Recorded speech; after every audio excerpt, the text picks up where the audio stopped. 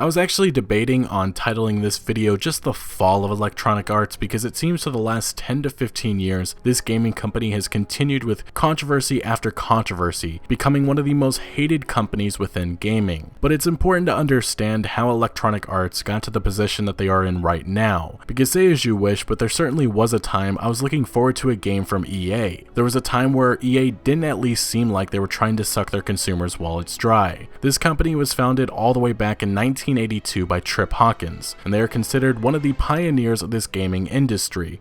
Trip's leadership is one of the big reasons why Electronic Arts was so successful back in its early days, but in 1991 he decided to step down as boss of EA and try making his own gaming console company, 3DO. He still remained as chairman of EA, but he was also chairman of 3DO as well. At the time, Trip's 3DO was formed in partnership with several other companies, including Electronic Arts. Eventually though, once the PlayStation hit the market, EA backtracked on its support of the 3DO, and as Tripp said years later, he was stabbed in the back by EA, who didn't believe in his mission.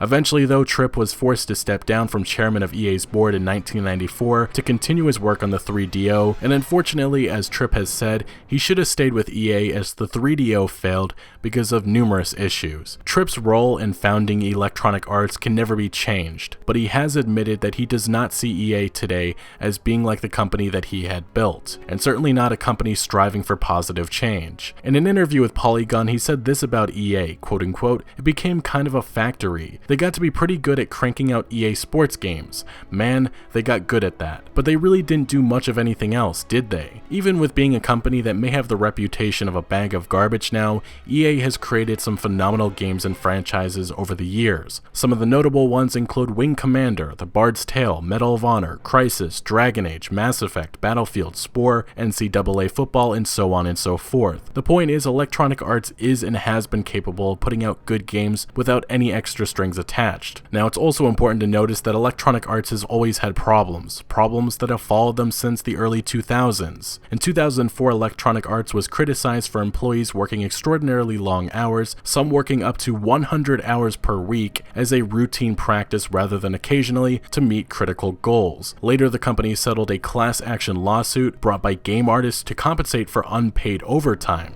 These artists would be awarded $15.6 million. Following that, another similar lawsuit was brought by programmers, and again was settled, this time for $14.9 million.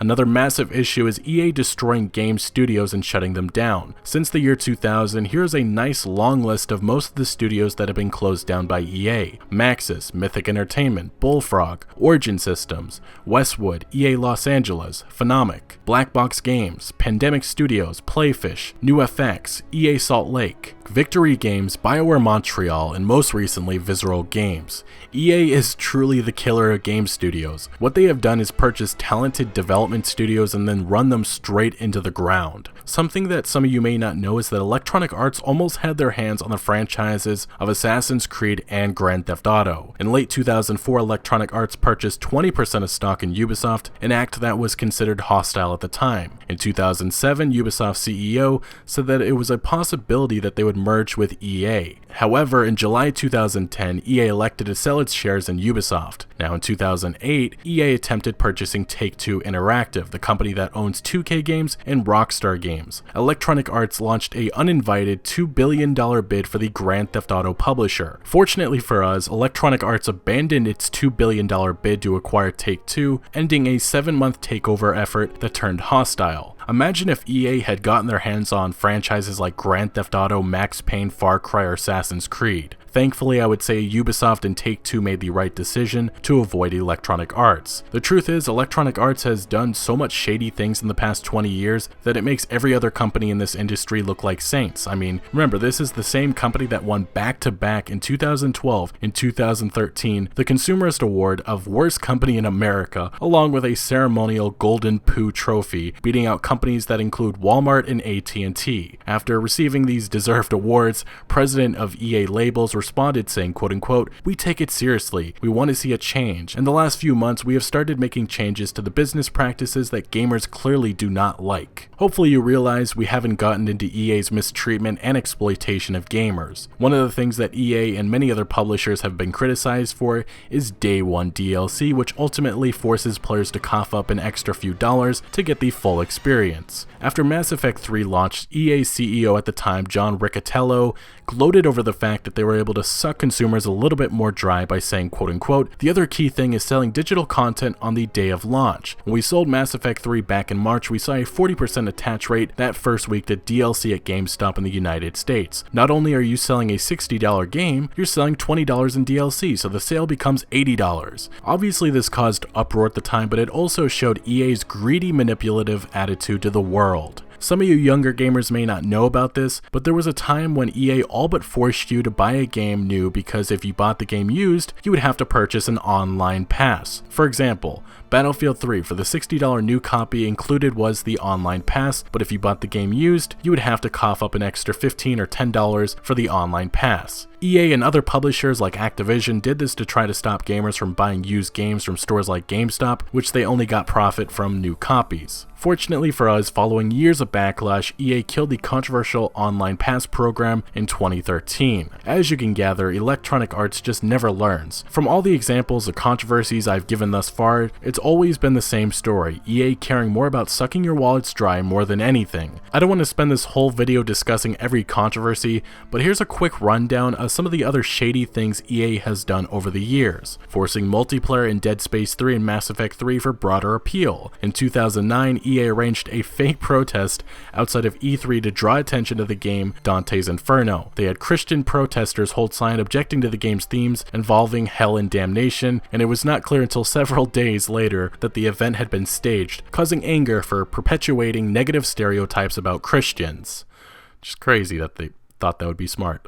Mass Effect 3 was reported to the FTC for misleading players, and the United States Better Business Bureau later responded to the controversy, supporting claims by fans that BioWare falsely advertised the player's complete control over the game's final outcome. On June 5th of 2008, a lawsuit was filed in Oakland, California, alleging Electronic Arts of breaking United States antitrust laws by signing exclusive contracts with the NFL Players Association, the NCAA, and arena football players to use players' names, likenesses, and team logos. This would keep other companies from being able to sign the same agreements. Let's also not forget Mass Effect Andromeda, which was heavily criticized by gamers for its lazy animations as well as a bigoted game designer that eventually would be fired. As I stated before, this is just some of the many problems that EA has faced over the last number of years. But now let's get to where EA really messed up and overstepped. Even with all these controversies and exploitive moves by EA, they have somehow made it out on top. As of September 2017, Electronic Arts is the second largest gaming company in the Americas and Europe by revenue and market capitalization after Activision Blizzard. But since September, EA has been stuck in probably their biggest controversy yet, and that is to do with microtransactions. This element was included in a lot of free-to-play and mobile games, but it made its jump with Dead Space 3, which was extremely predatory with having players scavenge for resources to make better weapons, or just pay for the resources with real in-world money. Since Dead Space 3, microtransactions have become a normal in $60 gaming. EA has used the element to make millions and millions of dollars off of their sports games FIFA and Madden, as well as many other titles. Here in 2017 though, EA really messed up, and that's when they attempted to bring their microtransaction model to Star Wars Battlefront 2, but they took it a step too far.